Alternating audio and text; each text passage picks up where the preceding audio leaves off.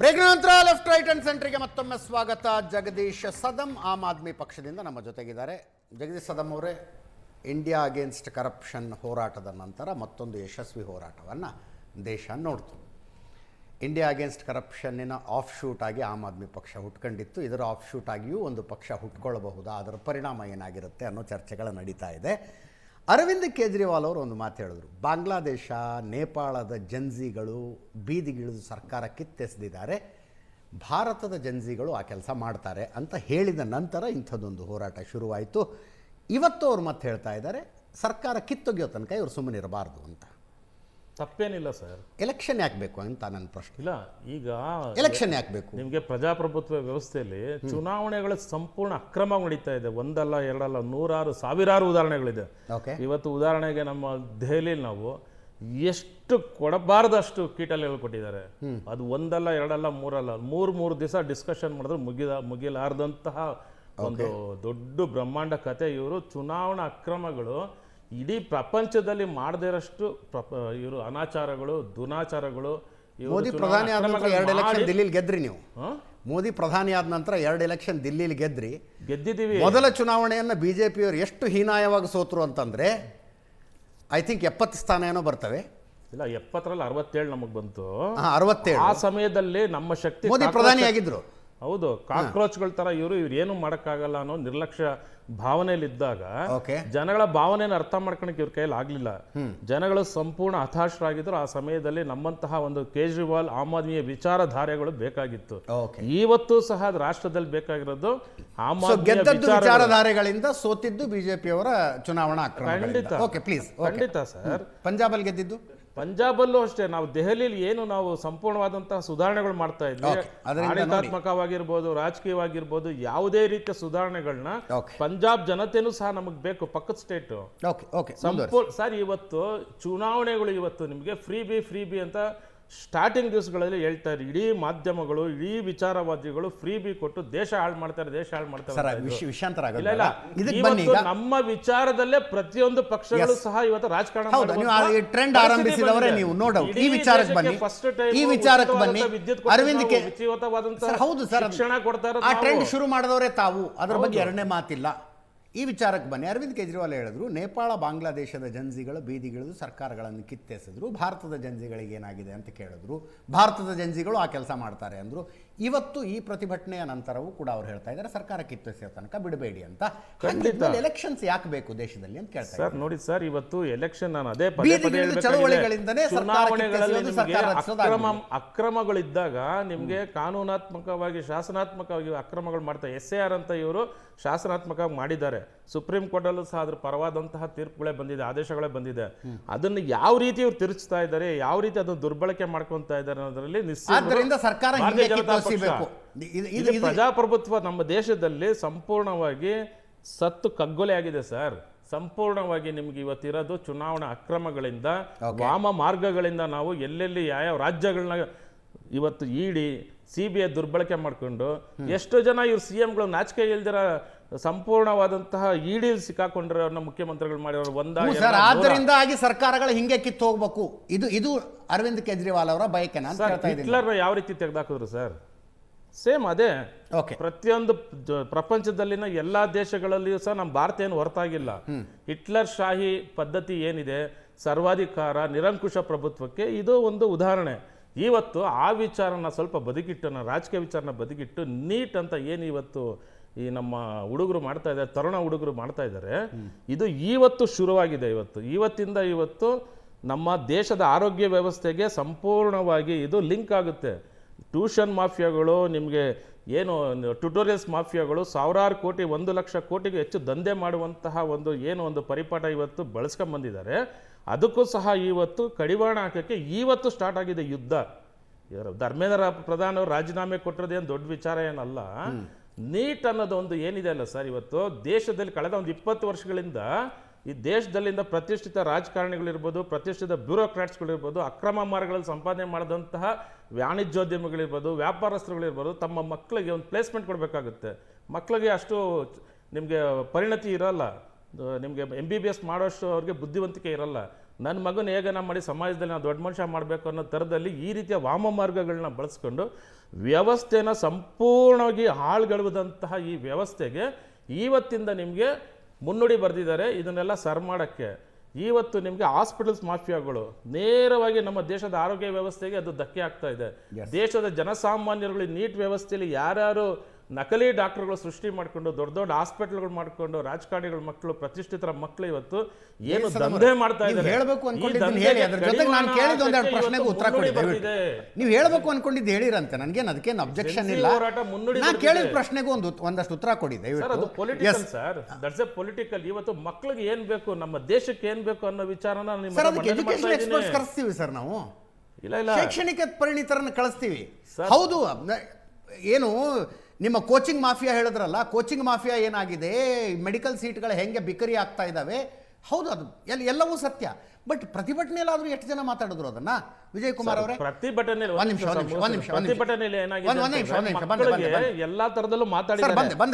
ಆದ್ರೆ ಹೈಲೈಟ್ ಆಗಿದ್ದು ಯಾವ್ದೋ ಪಾಕಿಸ್ತಾನ ಪರವಾದಂತಹ ಘೋಷಣೆಗಳು, ಬೇರೆ ಬೇರೆ ಘೋಷಣೆಗಳು, ಇದನ್ನ ಹೈಲೈಟ್ ಮಾಡ್ಕೊಂಡು ಹೋದ್ರು.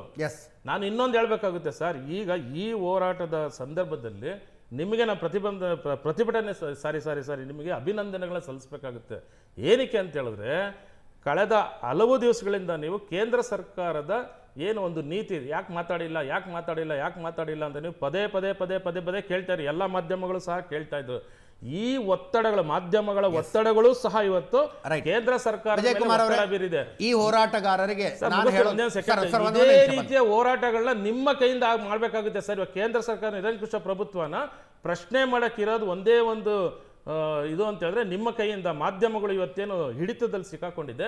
ದಯವಿಟ್ಟು ನೀವು ಏನು ಮಾಡಿದ್ದೀರೋ ಒಂದು 15-20 ದಿವಸದಿಂದ ಇದೇ ಪ್ರಯೋಗಗಳನ್ನ ದಯವಿಟ್ಟು ಸ್ಟಾರ್ಟ್ ಮಾಡಿದ್ರೆ ಈ ರಾಷ್ಟ್ರ ಸಂಪೂರ್ಣವಾಗಿ ಪ್ರಜಾಪ್ರಭುತ್ವ ವ್ಯವಸ್ಥೆಗೆ ಬರುತ್ತೆ. ಈ ನಿರಂಕುಶ ಪ್ರಭುತ್ವ, ಮೋದಿ ದುರಾಡಳಿತ ಕಮ್ಮಿ ಆಗುತ್ತೆ, ಎಲ್ಲ ವ್ಯವಸ್ಥೆಗಳು ಸಲಗುತ್ತೆ ಅಂತ ಈ ಮೂಲಕ ತಮಗೆ ಅಭಿನಂದನೆಗಳು ಸಲ್ಲಿಸಕ್ಕೆ ನಾನು ಇಷ್ಟಪಡ್ತೀನಿ. ವಿಜಯ್ ಕುಮಾರ್ ಅವರೇ ಸರ್, ಈಗ ನಾನು ಈ ಹೋರಾಟಗಾರರಿಗೆ ಅರ್ಧ ಅಭಿನಂದನೆಗಳು ಅಂತೀನಿ.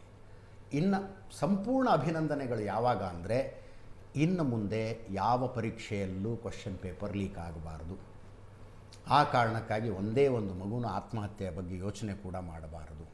ಅಕಸ್ಮಾತ್ ಯಾವನಾರು ಕ್ವಶನ್ ಪೇಪರ್ ಲೀಕ್ ಮಾಡುವ ಧಾರ್ಷ್ಟ್ಯ ತೋರಿಸಿದರೆ 10 ವರ್ಷ ಜೈಲಿನಲ್ಲಿರೋ ಪರಿಸ್ಥಿತಿ ಬರಬೇಕು. ಈಗ ನಮ್ಮ ಎಕ್ಸಾಮಿನೇಷನ್ ವ್ಯವಸ್ಥೆಯಲ್ಲಿ ಆ ಒಂದು ದಿನ ಬಂದಾಗ ಅದರ ಸಂಪೂರ್ಣ ಕ್ರೆಡಿಟ್ ಈ ಒಂದು ಆಂದೋಲನಕ್ಕೆ ಹೋಗಬೇಕು ಅಂತೀನಿ ನಾನು, ಅದರ ಸಂಪೂರ್ಣ ಕ್ರೆಡಿಟ್. ಸರ್, ಮೊದಲನೇದಾಗಿ ಇವತ್ತು ಏನು ಜೆನ್ಸಿಗಳು, ಯುವಕರು, ವಿದ್ಯಾರ್ಥಿಗಳು ಹೋರಾಟವನ್ನು ಮಾಡ್ತಾಯಿದ್ರು, ಈ ಒಂದು ಹೋರಾಟ ಯಶಸ್ವಿ ಆಗೋದಕ್ಕೆ ಇವತ್ತು ಈ ದೇಶದ ರೈತರು ಕೂಡ ಭಾಗವಹಿಸಿದರು. ರೈತರ ಬೆಂಬಲ ಆಗಿರ್ಬೋದು, ಕಾರ್ಮಿಕರ ಬೆಂಬಲ ಆಗಿರ್ಬೋದು, ಮಹಿಳೆಯರ ಬೆಂಬಲ ಆಗಿರ್ಬೋದು, ಎಲ್ಲರೂ ಕೂಡ ಇವತ್ತು ನಮ್ಮ ಪರವಾಗಿ ಇವತ್ತು ಧ್ವನಿ ಎತ್ತಿದ್ದಕ್ಕೆ ನಿಮ್ಮ ಮಾಧ್ಯಮದ ಮೂಲಕ ಅವರಿಗೆ ಧನ್ಯವಾದಗಳನ್ನು ತಿಳಿಸ್ತಾ ಇದ್ದೀವಿ. ನಾನು ರಾಜಕೀಯ ಪಕ್ಷಗಳವರು ಹೇಳೋಕ್ಕಾಗೋದಿಲ್ಲ, ತಾವು ಸ್ಟೂಡೆಂಟ್ ಸ್ಟೂಡೆಂಟ್ ಲೀಡರ್ ಆಗಿರೋ ಕಾರಣಕ್ಕೆ ತಾವು ಹೇಳ್ತೀನಿ, ಇದು ಯಶಸ್ವಿ ಹೋರಾಟ ಅನ್ಬೇಡಿ. ಆವಾಗ ಧರ್ಮೇಂದ್ರ ಪ್ರಧಾನ್ ರಾಜೀನಾಮೆ ಪಡೆಯುವುದೊಂದೇ ಹೋರಾಟದ ಉದ್ದೇಶವಾಗಿತ್ತು ಅಂತಾಗುತ್ತದು. ಒಬ್ಬ ವ್ಯಕ್ತಿ ರೆಸ್ಪಾನ್ಸಿಬಲ್ ಆಗಬೇಕಾಗಿತ್ತು, ನೈತಿಕ ಹೊಣೆ ಹೊರಿಸಬೇಕಾಗಿತ್ತು, ರಾಜೀನಾಮೆ ಆಗಿದೆ. ಯಶಸ್ವಿ ಅಂತ ಯಾವಾಗ ಆಗುತ್ತೆ ಅಂದರೆ, ಈ ದೇಶದ ಪರೀಕ್ಷಾ ಪದ್ಧತಿ ಆಮೂಲಾಗ್ರವಾಗಿ ಬದಲಾವಣೆ ಆದಾಗ, ಒಬ್ಬ ಹುಡುಗನಿಗೆ ಅನ್ಯಾಯವಾಗದೇ ಇರುವಂಥ ವಾತಾವರಣ ನಿರ್ಮಾಣ ಆದಾಗ ಅದು ಯಶಸ್ವಿ. ಅವ್ರಿಗೆ ಅಭಿನಂದನೆಗಳನ್ನು ತಿಳಿಸ್ತಾ ಇದ್ದೀನಿ, ಧನ್ಯವಾದಗಳು. ಮತ್ತು ಇವತ್ತು ಧರ್ಮೇಂದ್ರ ಪ್ರಧಾನ್ ಅವರು ರಾಜೀನಾಮೆ ಕೊಟ್ಟಿದ್ದಾರೆ. ಇದು ಕೂಡ ಒಂದು ಮೂಲ ಡಿಮ್ಯಾಂಡ್ ಇತ್ತು. ಮುಂದೆ ಧರ್ಮೇಂದ್ರ ಪ್ರಧಾನ್ 2 ಬರ್ಬೋದು, ಧರ್ಮೇಂದ್ರ ಪ್ರಧಾನ್ 3 ಬರ್ಬೋದು. ನೀವೇ ಹೇಳ್ತಾ ಇದ್ರಿ, ಈ ದೇಶದ ಶಿಕ್ಷಣ ವ್ಯವಸ್ಥೆ ಸಂಪೂರ್ಣವಾಗಿ ಬದಲಾವಣೆ ಆಗಬೇಕು. ಇವತ್ತು 2024ರಲ್ಲಿ ಇದೇ ರೀತಿ ವಾತಾವರಣ ಇತ್ತು. ಇಡೀ ದೇಶದಲ್ಲಿ 24 ಲಕ್ಷ ವಿದ್ಯಾರ್ಥಿಗಳು ಆತಂಕದಲ್ಲಿದ್ದರು, ಮರುಪರೀಕ್ಷೆ ಘೋಷಣೆ ಮಾಡ್ಬೋದು ಅಂತ ಚಿಂತನೆ ನಡೆಸ್ತಾ ಇದ್ರು ಸರ್ಕಾರಗಳು. ಆದರೆ ಸುಪ್ರೀಂ ಕೋರ್ಟ್ ಮಧ್ಯಪ್ರವೇಶ ಮಾಡಿ ಏನು ಹೇಳುತ್ತೆ, 1567 ವಿದ್ಯಾರ್ಥಿಗಳಿಗೆ ಮಾತ್ರ ಪರೀಕ್ಷೆ ಮಾಡಿ ಅಂತ ಹೇಳುತ್ತೆ. ಆದರೆ ಆ ಹಗರಣ ಆಯ್ತಲ್ಲ, ಅದರಿಂದ ಕೇಂದ್ರ ಸರ್ಕಾರ ಇವತ್ತು ಏನು ಸುಧಾರಣೆ ಮಾಡ್ತು?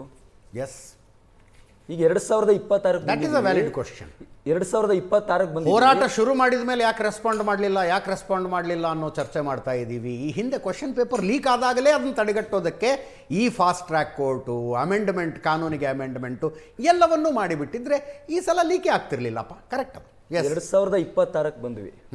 2024 ಕೂಡ ಇದೇ ರೀತಿ ಪ್ರಶ್ನೆ ಪತ್ರಿಕೆ ಸೋರಿಕೆಗಳು, ಹಗರಣಗಳು, ಕೇವಲ NTA ನಡೆಸಿರುವಂಥ ಈ ವರ್ಷದಲ್ಲಿ ಇದೊಂದೇ ಪ್ರಶ್ನೆ ಪತ್ರಿಕೆ ಸೋರಿಕೆ ಇದೊಂದು ಭಾಗ ಆದರೆ, CBSE ರಿಸಲ್ಟನ್ನು ಸರಿಯಾಗಿ ಕೊಡೋಕ್ಕಾಗಿಲ್ಲ ಈ ಸಲ. ಅದು ಒಂದು ಇವತ್ತು ಧರ್ಮೇಂದ್ರ ಪ್ರಧಾನ್ ಅಧಿಕಾರದಲ್ಲಿದ್ದಾಗಲೇ ನಡೆದಿರುವಂಥದ್ದು. CUET ಪರೀಕ್ಷೆಯನ್ನು ಕೂಡ ಮುಂದೂಡಿದ್ರು ಇದೇ 2026ರಲ್ಲೇ. ಈ ರೀತಿ ಎಲ್ಲ ನಡೀತಾ ಇರುವಂಥ ಸಂದರ್ಭದಲ್ಲಿ ಶಿಕ್ಷಣ ಸಚಿವರಾಗಿ ನೀವೇನು ಮಾಡ್ತಿದ್ದೀರಿ, ನೀವು ರಾಜೀನಾಮೆಯನ್ನು ಕೊಡಬೇಕು ಅನ್ನುವಂಥದ್ದನ್ನು ಆಗ್ರಹವನ್ನು ಮಾಡಿದ್ವಿ. ಅದು ಒಂದು ಡಿಮ್ಯಾಂಡು, ಹಲವಾರು ಡಿಮ್ಯಾಂಡ್ ಇದ್ದಾವೆ, ಮುಂದಕ್ಕೆ ಬರ್ತೀನಿ.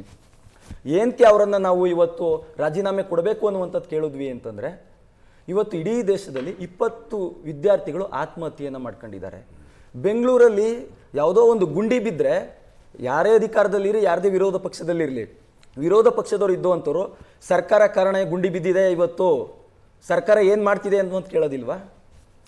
ಯಾರಾದ್ರೂ ಒಬ್ಬ ವ್ಯಕ್ತಿ ಗುಂಡಿ ಬಿದ್ದು ಮರಣವನ್ನ ಹೊಂದಿದ್ರೆ ಯಾರು ಹುತಾತ್ಮರಾಗಿದ್ದಲ್ಲ, ಈ ಡಿಸರ್ವ್ಡ್ ಇಟ್ ಅಂತ ಯಾರು ಮರಣ ಹೊಂದಿದ್ರೆ ಯಾರು ಜವಾಬ್ದಾರಿ ಮಾಡ್ತೀವಿ? ರಾಜ್ಯದಲ್ಲಿ ಸರ್ಕಾರವನ್ನ ಜವಾಬ್ದಾರಿ ಮಾಡ್ತೀವಿ. ಈ 21 ವಿದ್ಯಾರ್ಥಿಗಳು ಆತ್ಮಹತ್ಯೆ ಮಾಡ್ಕೊಳ್ಳೋದಿಕ್ಕೆ ಯಾರನ್ನ ಜವಾಬ್ದಾರಿ ಮಾಡೋಣ? ಹಾಗಾದ್ರೆ ಏನೋ ಪರಿಹಾರವನ್ನ ಈಗ ಕೊಡ್ಬೋದು, ಯಾರ ಕಾರಣ? ಇವತ್ತು ಅವರ ತಂದೆ ತಾಯಿ ಕುಟುಂಬಗಳ ಪರಿಸ್ಥಿತಿ ಏನಿರುತ್ತೆ ಇದನ್ನೆಲ್ಲ ಗಮನದಲ್ಲಿ ಇಟ್ಕೋಬೇಕಲ್ಲ. ಒಟ್ಟಾರೆ ಇದೆಲ್ಲವನ್ನು ನೋಡಿದಾಗ ಅವರು 10 ವರ್ಷ ಶಿಕ್ಷೆಯನ್ನು ಕೊಡ್ಬೋದು, ಶಿಕ್ಷೆ ಇರ್ಬೋದು, ಫಾಸ್ಟ್ ಟ್ರ್ಯಾಕ್ ಕೋರ್ಟ್ ಮಾಡ್ಬೋದು. ಆದರೆ ಪರೀಕ್ಷೆಯಲ್ಲಿ ಟ್ರಾನ್ಸ್ಪರೆನ್ಸಿ ಮಾಡೋದಕ್ಕೆ ಏನು ಮಾಡಿದ್ದಾರೆ? ಚರ್ಚೆಗಳಾಗಿದ್ದಾವ? ಅದು ಚರ್ಚೆಗಳಾಗಬೇಕಾಗಿರುವಂಥದ್ದು ಇವತ್ತು ಇಡೀ ದೇಶದಲ್ಲಿ. ಇವತ್ತು NTA ಸಂಸ್ಥೆಯನ್ನು ರದ್ದು ಮಾಡಬೇಕು ಅಂತ ಹೇಳ್ತಾ ಇದ್ದೀವಿ ನಾವು. ಕಳೆದ 7 ವರ್ಷಗಳಲ್ಲಿ 89 ಪ್ರಶ್ನೆ ಪತ್ರಿಕೆಗಳ ಸೋರಿಕೆ ಮಾಡಿದೆ, 48 ಎಕ್ಸಾಮ್ ಮಾಡಿದೆ. ಈ ವರ್ಷದಲ್ಲೇ ಸರಿಯಾಗಿ ಮೌಲ್ಯಮಾಪನ ಮಾಡೋಕ್ಕಾಗಲಿಲ್ಲ, ಎಕ್ಸಾಮ್ಗಳನ್ನು ಮುಂದಕ್ಕೆ ಹಾಕಿದ್ದೀರಿ. ಬೇಡ, NTA ಸಂಸ್ಥೆ ಅನ್ನುವಂಥದ್ದು UPSC ಏನಕ್ಕೆ ಇವತ್ತು ಇಡೀ ದೇಶದಲ್ಲಿ ನಡೆಯುತ್ತೆ? UPSCನಲ್ಲಿ ಸಣ್ಣ ಪುಟ್ಟ ಎಲ್ಲೋ ವ್ಯತ್ಯಾಸಗಳಾದರೂ ಕೂಡ ಈ ಮಟ್ಟದಲ್ಲಿ ದೊಡ್ಡ ಹಗರಣ ಆಗಲ್ಲ. ಅದು ಒಂದು ಕಮಿಷನ್ ಇದೆ, ಅದು UPSC ಕಮಿಷನ್ನು. ಇದೇನಿದು ಏಜೆನ್ಸಿ, ಇದು ಅಟಾನಮಸ್ ಏಜೆನ್ಸಿಯನ್ನ ಬದಲಾವಣೆ ಮಾಡಿ national education entrance test commission ಮಾಡಿ. ಅಲ್ಲ, ಈಗಲೂ ಪ್ರಶ್ನೆ ಇರೋದು, ಇಂಥ ಬೇಡಿಕೆಗಳನ್ನು ಇಟ್ಕೊಂಡು ಹೋರಾಟ ಶುರು ಮಾಡಿದ್ದರೆ ಆ ಬದಲಾವಣೆಗಳ ಅಷ್ಟು ಕ್ರೆಡಿಟ್ CJPಗೆ ಸಿಗ್ತಿರ್ಲಿಲ್ವಾ? ಖಂಡಿತವಾಗಿ ಈ ಥರದ ಸಿಸ್ಟಮೆಟಿಕ್ ಬದಲಾವಣೆಗಳ ಒಂದೂ ಬೇಡಿಕೆಗಳನ್ನು ಅವ್ರು ಕೇಳಲಿಲ್ಲ. ಧರ್ಮೇಂದ್ರ ಪ್ರಧಾನ್ ರಾಜೀನಾಮೆ ಕೊಡಬೇಕು, ಆಮೇಲೆ FIR ಮಾಡಬೇಡಿ, ಪರಿಹಾರ ಕೊಡಿ, ತಪ್ಪು ಬೇಡಿಕೆಗಳು ಅಂತ ಹೇಳ್ತಿಲ್ಲ. ಆ ಬೇಡಿಕೆಗಳ ಜೊತೆಗೆ NTAದ ಅವಶ್ಯಕತೆಯನ್ನು ಪ್ರಶ್ನೆ ಮಾಡಿದ್ದರೆ, ನೆಕ್ಸ್ಟ್ ಕ್ವಶನ್ ಪೇಪರ್ ಲೀಕ್ ಆದರೆ ಇಂಥವರ ತಲೆದಂಡ ಆಗುತ್ತೆ ಅನ್ನೋದನ್ನು ಕಾನೂನಿನ ಮೂಲಕ ತೆಗೆದುಕೊಂಡು ಬನ್ನಿ ನೀವು ಅನ್ನೋದನ್ನು ಬೇಡಿಕೆ ಇಟ್ಟಿದ್ರೆ ಈ ಹೋರಾಟಕ್ಕೆ ಬೇಡಿಕೆಗಳಿಗೆ ಇನ್ನಷ್ಟು ತೂಕ ಬರ್ತಿತ್ತ ಅಂತ. ಖಂಡಿತವಾಗಿಯೂ ಅವರು ಏನಿದೆ CJP ಇದೆ, ಅವರು ಅದನ್ನು ತೀರ್ಮಾನ ಮಾಡಬೇಕಾಗಿರುವಂಥ. ಈಗ ನಾವು SFI ವಿದ್ಯಾರ್ಥಿ ಸಂಘಟನೆಯಾಗಿ ನಾವು ಹಲವಾರು ವರ್ಷಗಳಿಂದ ನೀಟ್ ವಿರುದ್ಧ ಹೋರಾಟ ಮಾಡ್ತಾ ಇದ್ದೀವಿ. ಈಗ CJP ಅವರ ತೀರ್ಮಾನವನ್ನು ನಾವು ಮಾಡೋದಕ್ಕಾಗೋದಿಲ್ಲ. ಅವರು ಒಂದು ನಿಮ್ಮ ಅಭಿಪ್ರಾಯ ಕೇಳಿದೆ ನಾನು. ನನ್ನ ಅಭಿಪ್ರಾಯ, ಇವತ್ತು ಅವರು ಕೂಡ ಡಿಮ್ಯಾಂಡ್ ಹಾಕೊಂಡಿದ್ದಾರೆ. ಆದರೆ ಮುಂದಿನ ದಿನಗಳಲ್ಲಿ ಹೋರಾಟ ಮಾಡ್ಬೋದು, ಮಾಡದೇನೆ ಇರ್ಬೋದು. ಆದರೆ ಅವರು ಹೋರಾಟ ಮಾಡಿದ್ರೆ ನಾವು ಕೂಡ ಅವ್ರ ಜೊತೆಯಲ್ಲಿ ಇರ್ತೀವಿ ಅನ್ನುವಂಥದ್ದು ಕೂಡ ನಾವು ಅವರಿಗೆ ಒಂದು ಸಂದೇಶವನ್ನು ತಿಳಿಸ್ತಾ ಇದ್ದೀವಿ. ಮುಂದುವರೆದು ಹೇಳ್ತೀನಿ, ಈ ನೀಟ್ ಅನ್ನುವಂಥದ್ದನ್ನು ಕಂಪ್ಲೀಟ್ ಆಗಿ ರದ್ದು ಮಾಡಿ ಅನ್ನುವಂಥದ್ದನ್ನು ಕೂಡ ನಾವು ಹೇಳ್ತೀವಿ. ಏನು ಮಾಡ್ಬೇಕು ಅವಾಗ? ಮೆಡಿಕಲ್ ಸೀಟ್ ಕೊಡೋದು ಹೆಂಗೆ?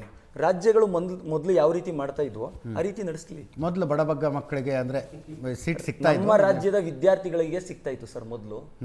ನಮ್ಮ ರಾಜ್ಯದ ವಿದ್ಯಾರ್ಥಿಗಳು ಡಾಕ್ಟರ್ ಆಗ್ತಾ ಇದ್ರು. ಓಕೆ, ಇವತ್ತು ನಮ್ಮ ರಾಜ್ಯದ ವಿದ್ಯಾರ್ಥಿಗಳು ಡಾಕ್ಟರ್ ಆಗುವಂತ ಕನಸು ಇನ್ನೂ ದೂರ ಆಗ್ಬಿಟ್ಟಿದೆ ಸರ್.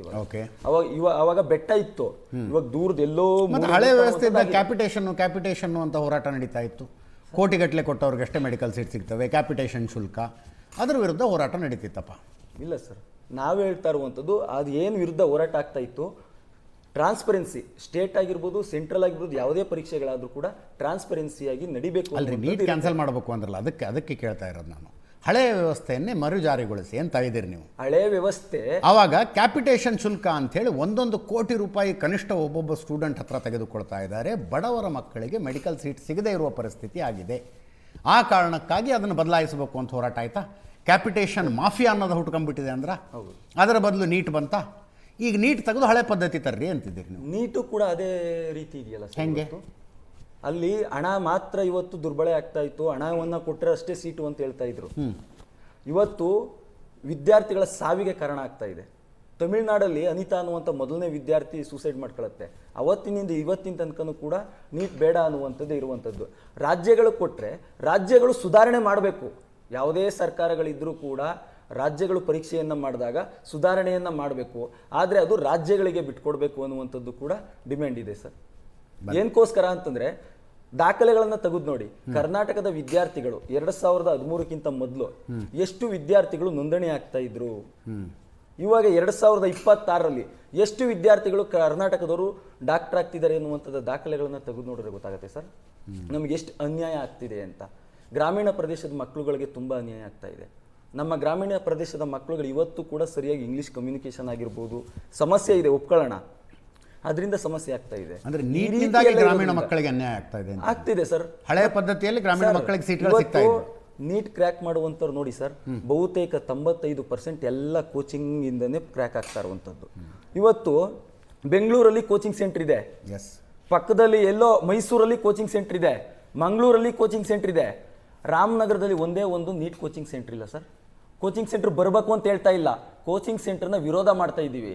ಆದರೆ ಕೋಚಿಂಗ್ ಸೆಂಟರ್ನ ಹೆಸರಿನಲ್ಲಿ ಇವತ್ತು ಬಡವರಿಗೆ ಅನ್ಯಾಯ ಆಗ್ತಾ ಇದೆ ಸರ್. ಲಕ್ಷ ಇದೇ ಕಾಂಗ್ರೆಸ್ನ ಪ್ರದೀಪ್ ಈಶ್ವರ್ ಅವ್ರದ್ದು ಪರಿಶ್ರಮ ಇದೆ. ಎಷ್ಟಿದೆ ಫೀಸು? 2.5 ಲಕ್ಷ 3 ಲಕ್ಷ, ವ್ಯತ್ಯಾಸ ಇರ್ಬೋದು, ಸಣ್ಣ ಪುಟ್ಟ ಜಾಸ್ತಿ ಇರ್ಬೋದು. ಬಡವ್ರ ಮಕ್ಕಳು ಹೆಂಗೆ ಸರ್ 2 ಲಕ್ಷ ಕೊಡೋದು?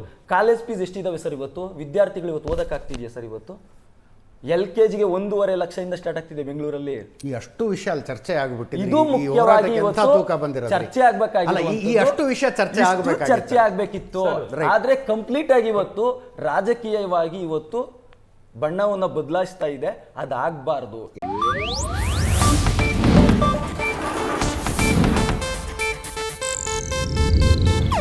ಇದು ಏಷ್ಯಾನೆಟ್ ನ್ಯೂಸ್ ನೆಟ್ವರ್ಕ್ ಪ್ರಸ್ತುತಿ.